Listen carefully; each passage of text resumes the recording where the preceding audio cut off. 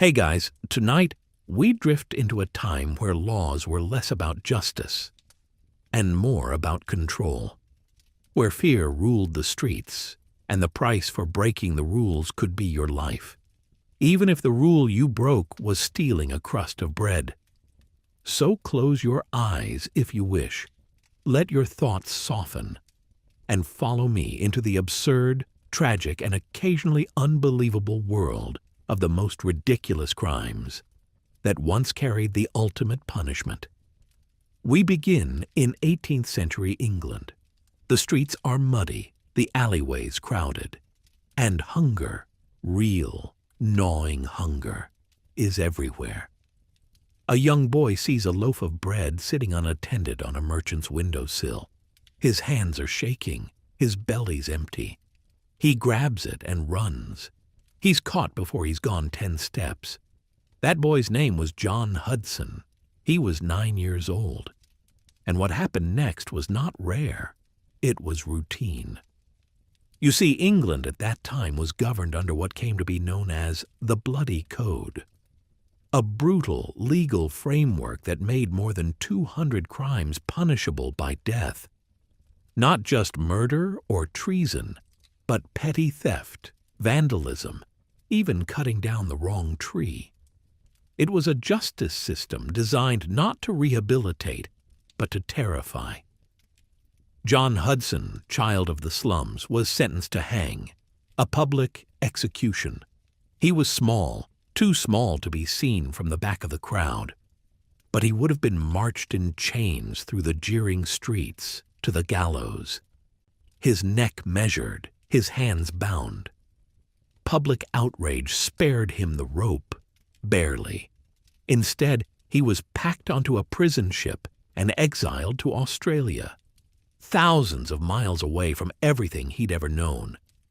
Because he'd tried to steal something to wear, he never came home. He was one of thousands. In fact, between 1770 and 1830, over 35,000 people were sentenced to death in England. Not for killing, not for conspiracy, but for things as simple as stealing a pocket watch, damaging a fish pond, or being out at night with your face covered in soot. That last one, walking at night with a blackened face, was considered attempted burglary. Intent was enough. You didn't have to rob anyone. You just had to look like you might. Even damaging a tree on someone's land could send you to the gallows. Yes, a tree, a few broken branches, and the law saw you as a threat to the order of things. Why so harsh? Because in a world where the wealthy feared uprising, terror was a tool. Make one example bleed publicly, and 100 others might stay silent. And so, the gallows became a spectacle. On execution day, crowds would gather in the square. Vendors sold roasted chestnuts and hot ale. Children watched wide-eyed from their father's shoulders as a human being was led up the wooden steps. There was no solemnity, no real dignity, just the click of a lever and silence. But over time, something began to change. As literacy spread and compassion grew, more people started asking, is this really justice? By the 1830s, judges and lawmakers faced growing pressure to reform. One by one, the absurd capital offenses were repealed. By 1861, England reduced the number of capital crimes from over 200 to just 4: murder, treason, piracy, and arson in a naval dockyard. The gallows, once so busy, became a quieter place, but the memory lingers of a little boy, a stolen loaf of bread, and a world that once believed that was worth dying for. Across the world, far from the muddy streets of London, in the towering courts of imperial China, another kind of justice ruled. One rooted not in property, but in symbolism. Here, the crime wasn't theft. It wasn't even action. It was color. The color yellow. To the common eye, yellow might seem cheerful, golden, warm. But in ancient China, it meant something entirely different.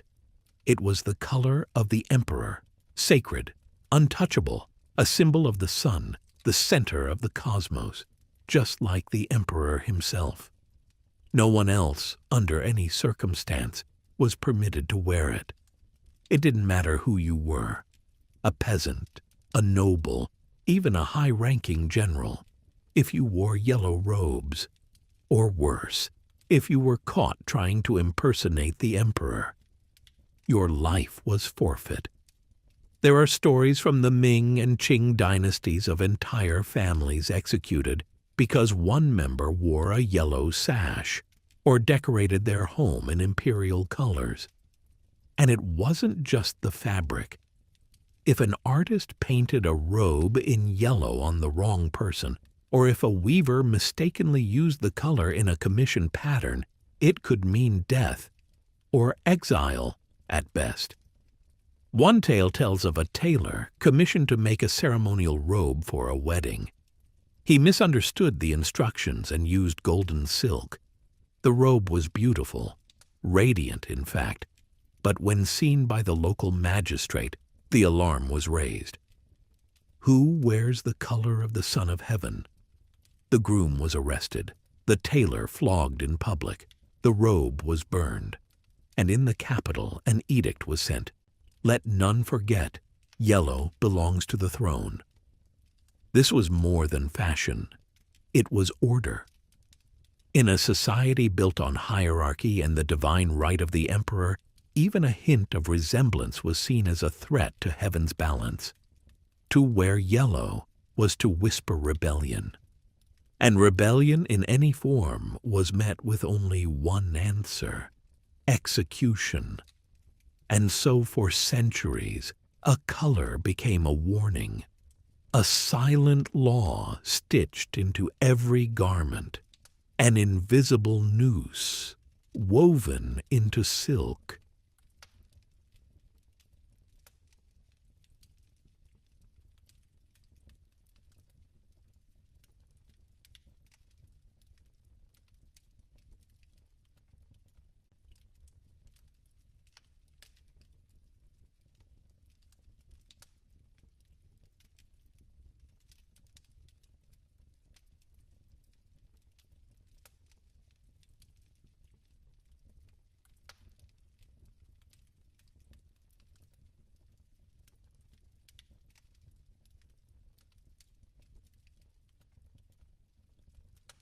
As dusk fell on 16th century France, the villagers whispered.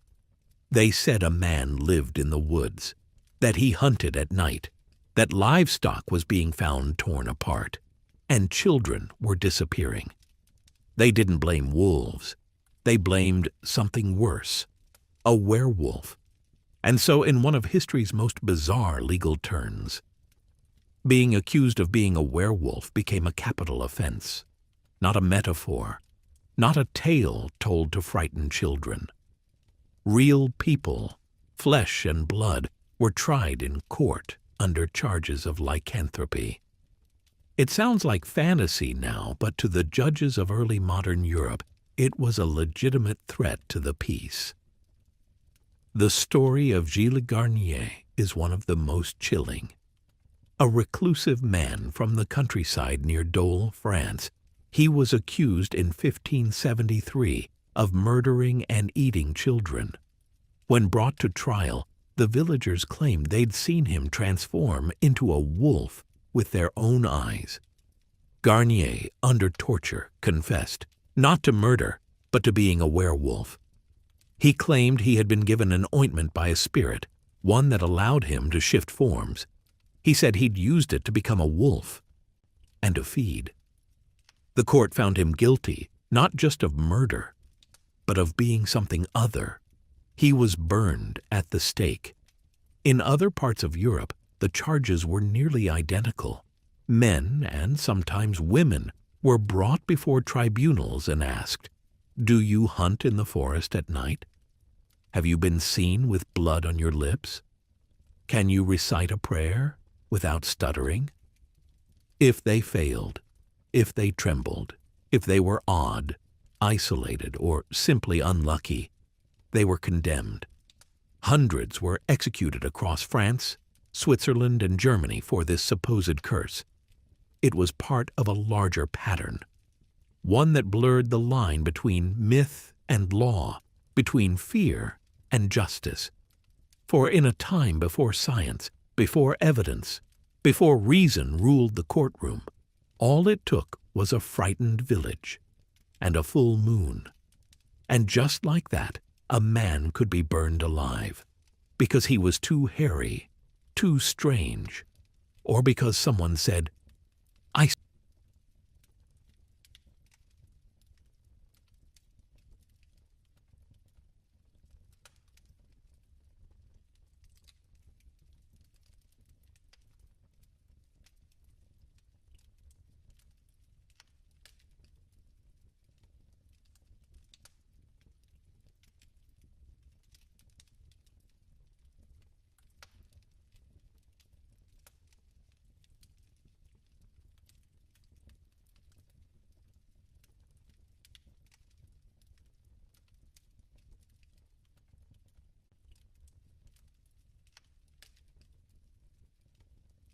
The town of Marseille, 1675. A port city bustling with merchants, sailors, and scents from 100 distant shores. But in one quiet part of the city, a widow lived alone near the docks. Her name, now mostly forgotten, was Marguerite. To some, she was a healer. To others, just a lonely old woman who spoke too often to herself. But then came the fish. One day, a fisherman's boy swore he saw her talking to a fish head in her kitchen window. He said the fish talked back. That should have been the end of it. A boy's fantasy, nothing more. But in a time when the church held absolute authority, and when superstition wrapped itself tightly around every corner of daily life, it became a very serious matter. Neighbors came forward. They claimed she often walked through the alleys at night, that cats followed her, that her garden bloomed out of season.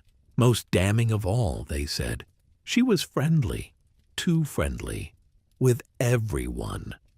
In 1675, this was all you needed to be declared a witch.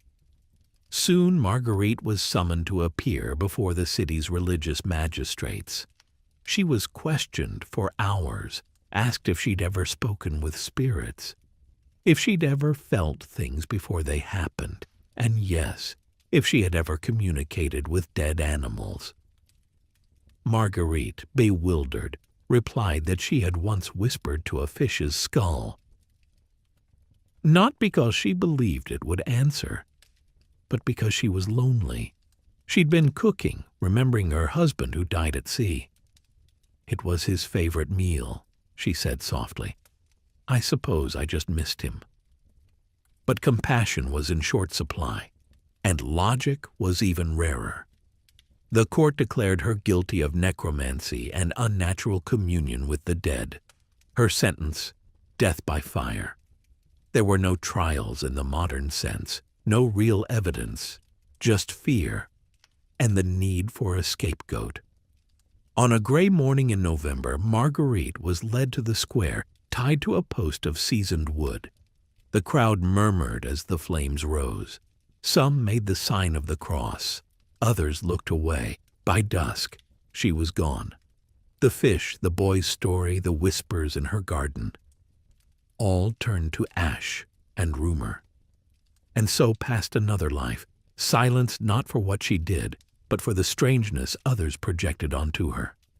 All it took was one lie, one moment of loneliness misread as madness, and a justice system more interested in spectacle than truth.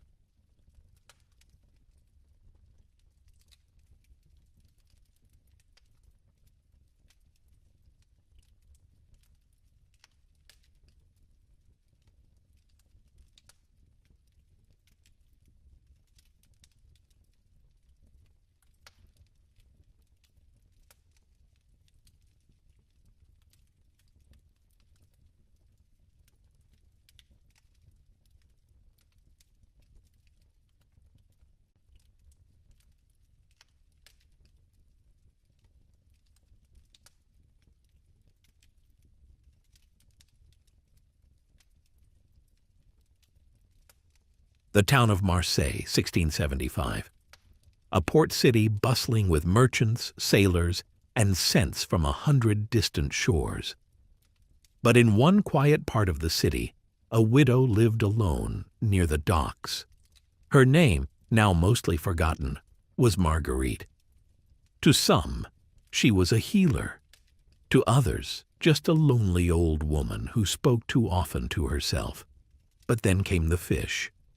One day, a fisherman's boy swore he saw her talking to a fish head in her kitchen window. He said the fish talked back. That should have been the end of it. A boy's fantasy, nothing more.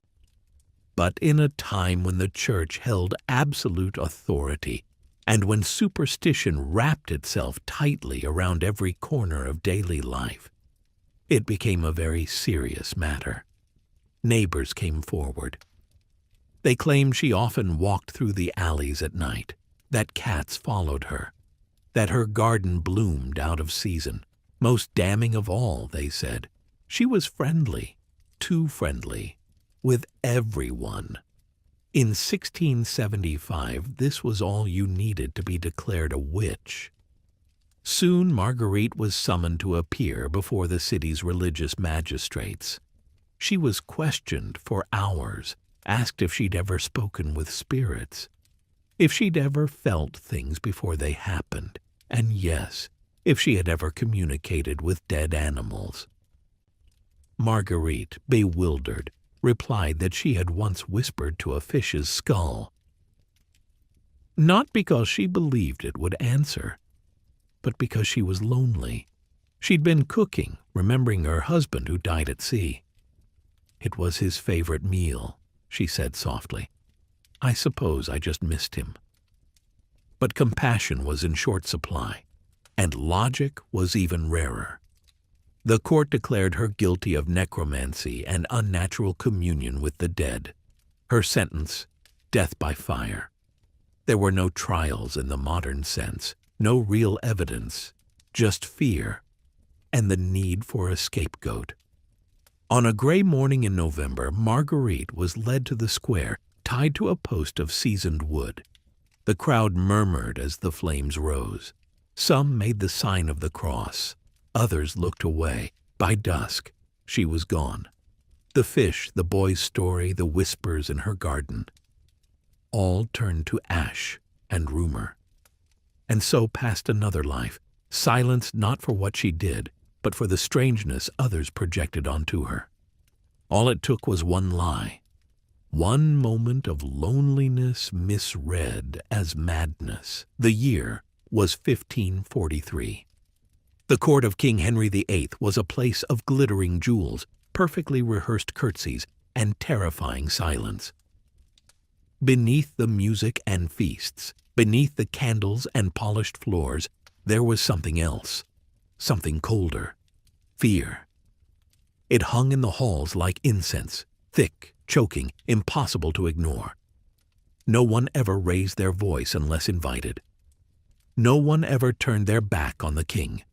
And no one ever dared interrupt a royal ceremony. Which makes what happened next all the more tragic. The king was preparing to process through the great hall of Hampton Court. Servants were lined up, frozen like statues. Nobles stood shoulder to shoulder, their heads lowered, their breath held. It was silent enough to hear the echo of the king's heels against the tile. Then it happened.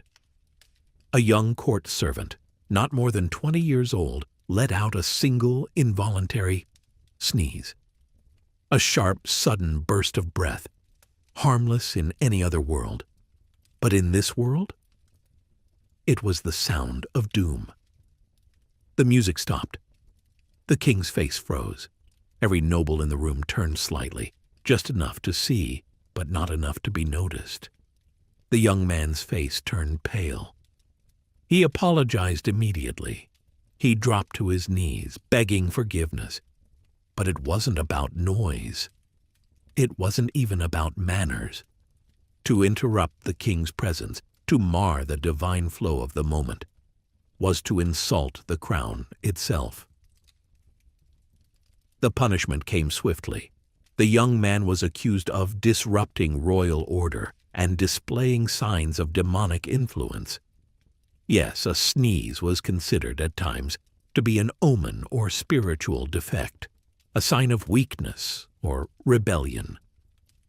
He was imprisoned that same day, and within a week he was led to the scaffold outside the palace gates, beheaded for a sneeze. Officially, the record would say he disturbed the sovereign procession. But everyone who lived in the court that year would remember it differently. They'd remember the silence, the gasp, the thud of boots as guards marched forward, and the sound that ruined a life in an instant.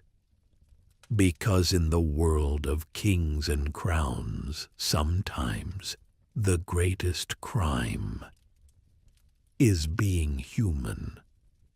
It was a warm evening in Prague, sometime in the late 1500s. The Habsburg court was in celebration.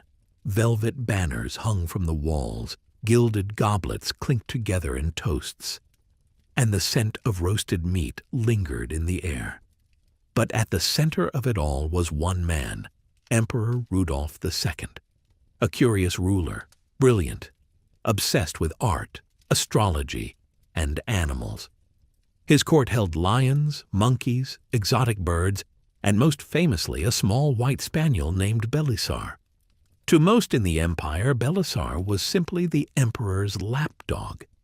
But within the palace, he was something more. He had his own sleeping quarters, a custom-fitted silk jacket, and, unbelievably, an official title, the Imperial Companion. It sounds absurd, but what happened next would be even more so. During one of Rudolph's private banquets, a court musician, already 2 goblets into the evening, leaned toward another guest and whispered something under his breath. What he said was never officially recorded, but accounts suggest it was a joke about the emperor's affection for his dog. Something along the lines of, "Belisar eats better than we do." The guest chuckled. The joke traveled, and by morning it had reached the emperor. No one knows exactly how, but when it did, the punishment was swift. The musician was summoned, asked if he had insulted the imperial companion. At first he denied it. Then, under pressure, and likely under threat, he confessed. It had been a joke, he said, a foolish joke. The court did not laugh. Insulting a royal pet, it was decided, was akin to insulting the emperor himself, because to diminish the dog was to diminish the man who loved it. And so within the week, the musician was sentenced to death. His execution was not public. The records were not widely circulated, but palace scribes noted it quietly. The tongue that mocked what is sacred must fall to silence. Belisar, it said, attended the next banquet in a fresh embroidered cloak, gazing quietly as musicians played a little softer than before. And just like that, the line between pet and power was drawn in blood. The palace kitchens of 17th century France were temples of pressure. A single misplaced garnish could bring disgrace. An undercooked pheasant? Grounds for dismissal. But in the case of one unfortunate banquet servant, it wasn't meat that ruined him. It was soup. And the fact that it was cold. The event was a state dinner, lavish, crowded, full of powdered wigs and diplomatic tension. The guests included foreign dignitaries and minor royalty, each one seated according to a carefully choreographed arrangement. Every plate, every sip, every word mattered. The first course was meant to be a simple triumph, a golden broth infused with saffron, basil, and marrow. Delicate, subtle, perfect. But the bowl served to a minor Spanish ambassador, a man already known for his sensitivity to perceived slights, arrived at the table lukewarm. He paused, lifted his spoon, sipped, and frowned. A quiet wave of tension rolled through the table. He leaned toward the Duke of Burgundy and muttered, "I see France serves her guests as she treats her allies. Cold." The words reached the head steward before dessert was plated. And from there, straight to the king's advisor. Was it truly about the soup? Not entirely. But in courts ruled by honor and pride, small gestures were never just small gestures. Food was diplomacy. Hospitality was power. The servant who ladled that broth, one Jean-Luc Pelletier, a quiet man from Rouen, was brought in for questioning that night. He confessed immediately.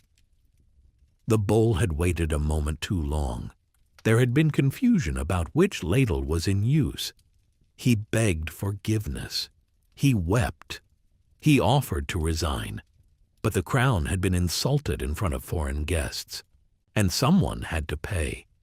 Jean-Luc was sentenced not to death by hanging or beheading, but something subtler, crueler, disgrace by the spoon. He was publicly stripped of his uniform.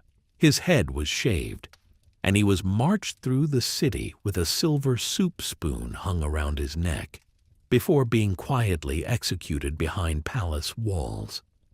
The ambassador, satisfied, stayed 2 more days. The soup, they say, was much hotter after that, and so the kitchen learned. In the presence of kings, a tepid broth could boil over into a sentence of death. The year was 1582. The streets of Lyon bustled with trade and conversation. A tailor named Etienne Marchand had just completed a masterpiece, a wedding robe commissioned by a wealthy merchant's daughter. It shimmered in the candlelight. Ivory linen, embroidered sleeves, and, his proudest touch, a thin border of royal blue silk thread. It was the finest garment he had ever made. The client was delighted, but within a week, Etienne would be dead. Not for theft, not for treason, but for breaking one of the most quietly dangerous rules in all of France, the sumptuary laws. To modern ears, they sound almost fictional. Laws that told you what you could wear based on your social class. If you were a noble, you wore silk. If you were a merchant, you wore wool or linen.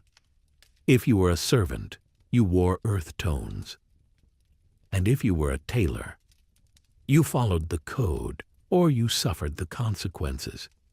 Etienne had used blue silk in his design, but silk of that shade in that particular border pattern was reserved for nobility. A rival tailor, perhaps jealous, perhaps bitter, reported him to the local guild overseers, and from there the complaint reached the court of the magistrate. It didn't matter that he hadn't worn the robe himself. It didn't matter that the merchant's daughter was not noble either. What mattered was the attempt to imitate a rank above his own, a violation not just of fashion, but of order. Etienne was arrested. His shop shuttered, his tools confiscated. In his defense, he said, "I only wanted to make something beautiful." But beauty in that time was not meant to be shared. It was meant to be owned. The court ruled against him. He was found guilty of masquerading through materials. The robe was burned in public, and Etienne was executed by hanging, his final garment, a plain brown sackcloth. Afterward, the magistrate issued a reminder to all tradesmen. Silk belongs to those who are born to wear it, not to those born to sew it. And so, the tailor's thread was cut, not by scissors, but by fear, and by a law that dressed itself in elegance, while hiding the noose beneath its collar. It was spring in Krakow in the year 1610. The sky was heavy with clouds. The bells of St. Mary's were tolling slowly, mournfully. A funeral procession wound through the cobbled streets, and behind the black-draped casket walked a bishop's entourage, their heads bowed in solemn silence. Merchants paused their stalls. Children were hushed. Everyone knew the rules. No interruptions, no noise, no sign of disrespect. But just as the procession passed a narrow alley, a clear, distinct whistle pierced the air. It wasn't loud, it wasn't mocking, but it was unmistakable. Some said it was a tune. Others swore it was just a single note. Either way, the crowd turned, and standing near the corner, holding a loaf of bread under one arm, was a local cobbler named Jakub Seliga. His face, they said, froze when he realized what he'd done. He'd been whistling absent-mindedly, a habit from long days alone in his shop. But this time it had happened at the exact moment the bishop's coffin passed by. That was all it took. A whisper went through the mourners. One priest stopped walking. The archbishop's assistant stepped out of line and gestured toward the man. Jakub tried to explain. He said it was a reflex, nothing more. He hadn't seen the coffin, hadn't even known the funeral was today, but it was too late. By dusk, he was in custody, charged not with heresy, not with rebellion, but with blasphemous irreverence at a sacred rite. The bishop had been a powerful man, a favorite of the crown. His death was considered a holy moment. To tarnish it, even by accident, was unthinkable. The court convened the next morning. Jakub offered apologies. He even volunteered to pay for a memorial candle or serve time in labor. But the clerics were unmoved. The sentence was carried out 2 days later. A quiet execution in the town square, attended mostly by clergy and officials. No vendors, no onlookers, and this time no whistling. Just the creak of the scaffold and the echo of a mistake made by instinct, not by malice. It was never about the note itself. It was about a moment that belonged to the powerful. And how easily the powerless could stumble into punishment without ever knowing they'd entered the stage. The year was 1567. The city of Florence was bustling. Spring had returned to the streets, and with it the festivals. Stalls lined the piazzas, musicians played in the alleys, and bakers across the city began preparing their seasonal delights. One of them, a young woman named Lucetta, had a gift. She didn't just bake, she sculpted. Her breads and cakes were shaped like flowers, fruit, animals, tiny edible works of art. For that year's spring feast, she created a new treat, a soft, sweet pastry with folded corners, baked golden and brushed with honey. It resembled, she said, a spring bloom. Something cheerful, something simple. She sold them for a single florin apiece. But on the third day of the festival, a city official passing by her stall froze. He lifted one of the pastries, stared at it, and frowned. Within an hour, Lucetta's booth was closed, her cart seized, and she was arrested. The charge? Mockery of clerical garments. You see, her folded pastry didn't just look like a flower. To the wrong pair of eyes, it resembled something else, the mitre, a bishop's ceremonial hat. According to Florence's strict religious codes, no one was permitted to depict or parody religious symbols, especially not in food, which was considered low, common, and unfit for holy imagery. Lucetta tried to explain. She showed sketches of the design. She cried. She begged. But the bishop's council was already under pressure. Satire was feared, and anything that made the clergy look foolish, even unintentionally, was treated with swift punishment. Her trial was brief. No defense was accepted. And although some officials suggested exile or imprisonment, a high-ranking cleric pushed for a harsher sentence to make an example. She was executed 2 days later. The ovens of Florence cooled that spring. Other bakers removed decorations from their goods, and for years after, no pastry in the city was made with more than a simple curve. All because a shape meant to bring joy was seen by the powerful as an insult. The sky was overcast in the hills of Bavaria. The year was 1721. The forests here were dense, ancient, beloved by kings and feared by locals. Each tree, it was said, had its own story. Some were sacred, some were cursed, and a few belonged to the crown. One such tree, a towering oak near the border of a royal hunting ground, stood like a sentinel. Older than any map, it was known to all who passed as the Emperor's Oak. And it was into this tree that a man named Andreas Vogel, a simple woodcutter's son, carved his name.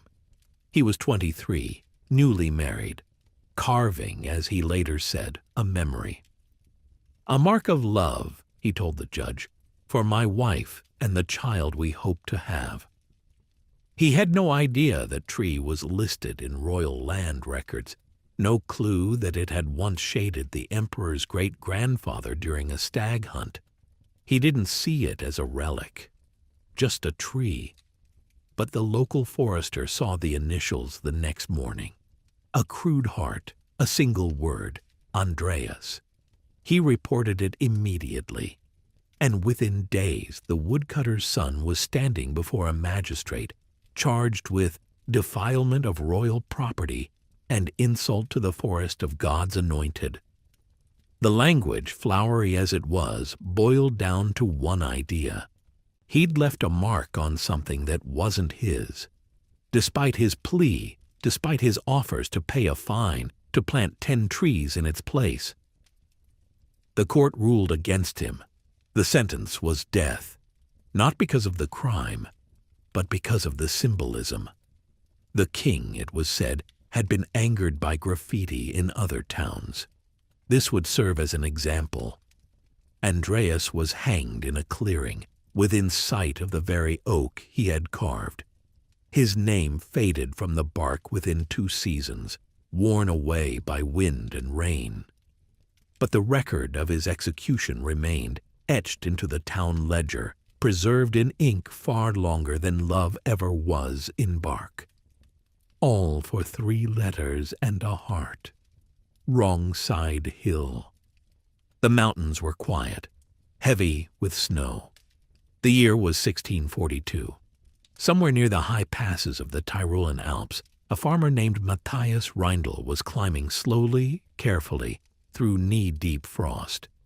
He wasn't a thief. He wasn't a rebel. He was a snow harvester.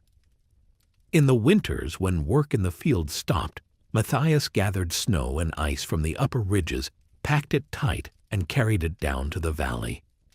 There he sold it to traders, to inns that needed cold storage, and to doctors who believed snow could cool fevers and cure madness. It was hard work, quiet work, done in the coldest hours of the day. On one particular morning, he crossed a ridge he had never climbed before. There was no marker, no gate, just snow, untouched and gleaming under the pale sky. He filled his sacks. He made his descent. He never made it home. Later that week, a forester from the king's private estate reported unauthorized harvesting. Snow, yes, even snow, was considered royal property if it fell on certain slopes. Those slopes, it turned out, had been designated exclusive royal grounds by decree, for reasons lost even to the officials who enforced it. Matthias was arrested at market. He explained himself plainly, that he saw no markers, that the snow was snow, that no one had told him otherwise. They didn't care. The court declared that his act of taking snow from sovereign lands was theft from the crown. It was framed not as a simple misunderstanding, but as a willful extraction of royal resources. The word resource was doing a lot of work that day. There was a chance for mercy, there usually was. If you had friends, if you had money, if you had a name. Matthias had none of those, just a wooden sled, 2 frost-bitten hands, and a sack of snow that had already melted. He was sentenced to death. The execution took place in silence, not in public but quietly, behind the walls of the magistrate's courtyard. They say the sky was clear that day, that the mountains stood still, that not a single flake fell during the hour he was led away. The irony, of course, is that the snow had already returned to the earth, melted, gone, forgotten. But the man who carried it, a man who only sought to survive the winter, was not allowed to disappear so gently. And so we end our quiet walk through history, for now. What we've seen tonight wasn't just cruelty, it was fear, disguised as law. It was power, wrapped in robes and rituals. And it was the lives of ordinary people, simple lives, snuffed out over fabric, sound, shape, and snow. These were not the crimes of monsters, but the mistakes of men. They remind us that justice, once upon a time, wasn't always just. But now the fires have faded. The gallows are still, and the echoes of those strange old punishments drift quietly into the night. Thank you for spending this hour with me, and if you're still awake, rest well. We'll return soon with more strange, forgotten, and tragically real chapters from our past.